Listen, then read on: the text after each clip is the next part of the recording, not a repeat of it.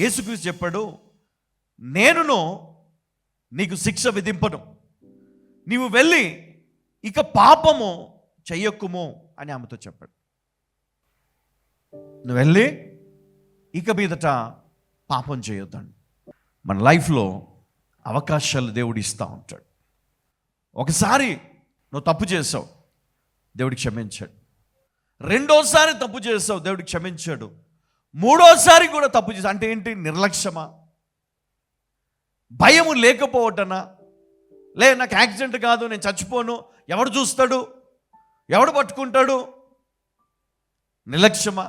మన లైఫ్లో కూడా మనం చాలాసార్లు పడిపోతూ ఉంటాం. ఒకసారి ఫెయిల్ అయినావు, సెకండ్ టైం నువ్వేం చేయాలి?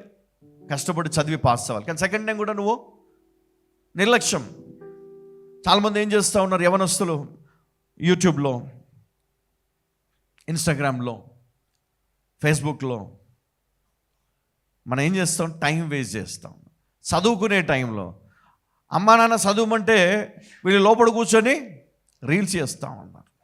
లోపల కూర్చొని అంటే ఏం జరుగుతుంది అంటే వీళ్ళు ఖచ్చితంగా ఫెయిల్ అవుతారు, అంటే నిర్లక్ష్యం.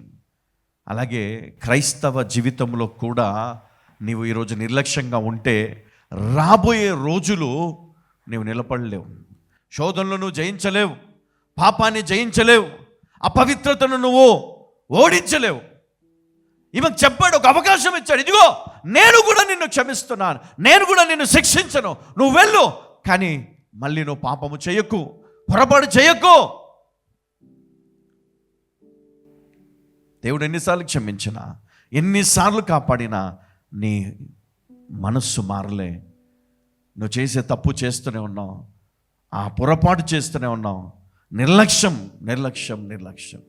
అందుకే ఈరోజు మన జీవితంలో ఎక్కడ చూసినా బాధనే, కానీ విడుదల లేదు. ఆయన ఒక్కడే నిన్ను అర్థం చేసుకుంటాడు.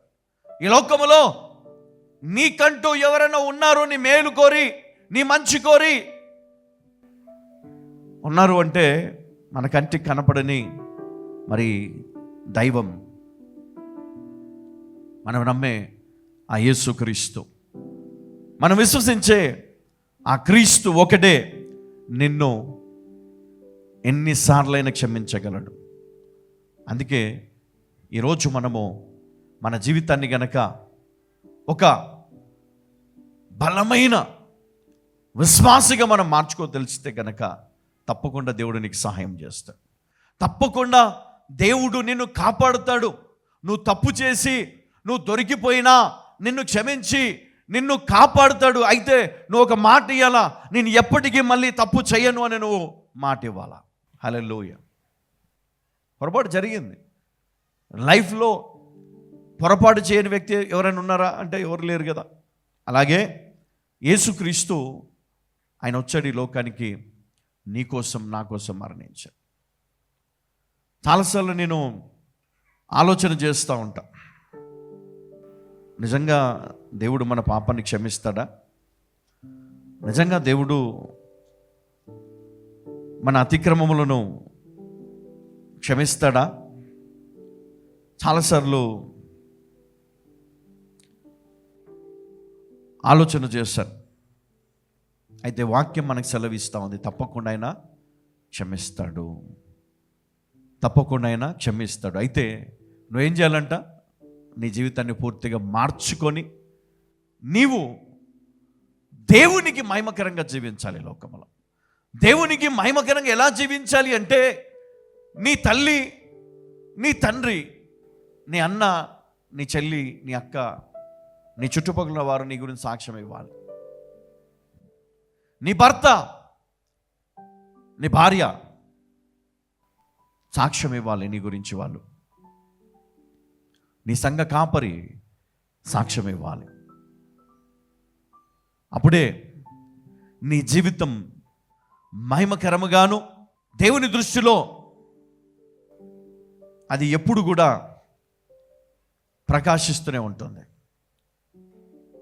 ఎందుకంటే యేసుక్రీస్తు ఇప్పుడు తండ్రి కుడి పార్శ్వమున కూర్చొని ఆయన మన గురించి విజ్ఞాపన చేస్తూ ఉన్నాడంట. ఎవరి గురించి చేస్తున్నాడు? బ్రదర్, నా గురించి చేస్తున్నాడా? నా గురించి ఎంతమందికి ఉంది ఆలోచన తెలుసుకోవాలని? నా గురించి చేస్తున్నాడా? ఇప్పుడు ఒక ప్రశ్న, మీలో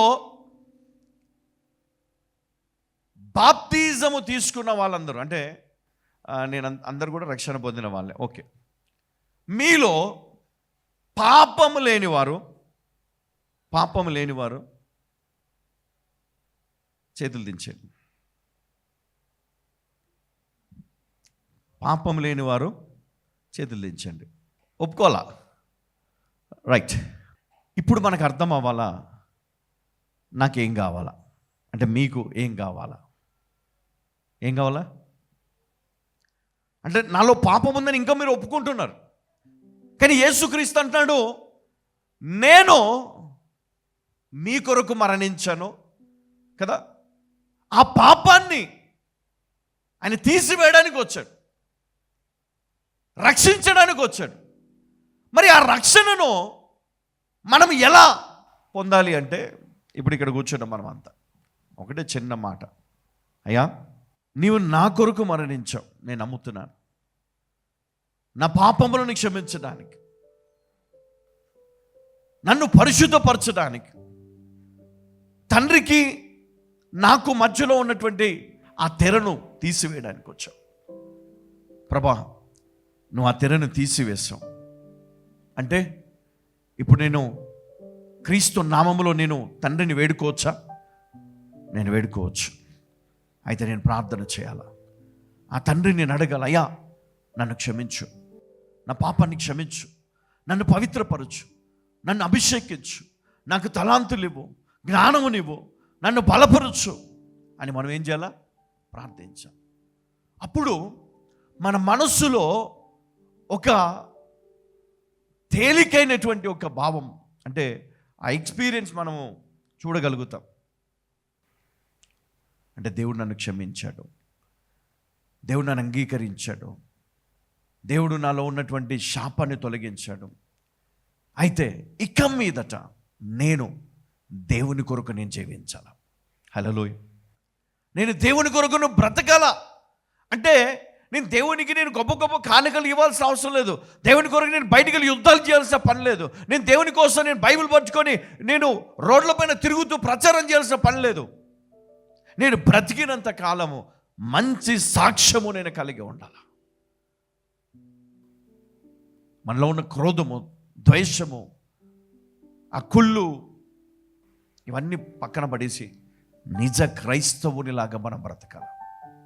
అది కావాలా దేవునికి, అది మన జీవితంలో కనపడాలా. అదే కానీ మనము ఏదో గొప్పగా అయిపోయి కోట్లు సంపాదించేసి దేవుడిని ఆశీర్వదించడం చెప్పుకోవడం కంటే మనం నీతిగా బ్రతికి పరిశుద్ధమైన దేవుని పిల్లలమని చెప్పుకోవట గొప్ప ధన్యత. ఆ ధన్యత మనకు కావాలి. అందుకనే క్రీస్తు చెప్పాడు, నువ్వు ఇక మీదట పాపం చేయకో చెప్పాడా? అమ్మా ఎల్లు, కానీ పాపం చేయక ఇంక మీదట. ఎందుకు? నేను నా కృప నీకు ఇస్తున్నా. హల్లెలూయా. ఏమిచ్చాడు ఆమెకు? ఆయన గ్రేస్, కనికరించాడా మనం. హల్లెలూయా.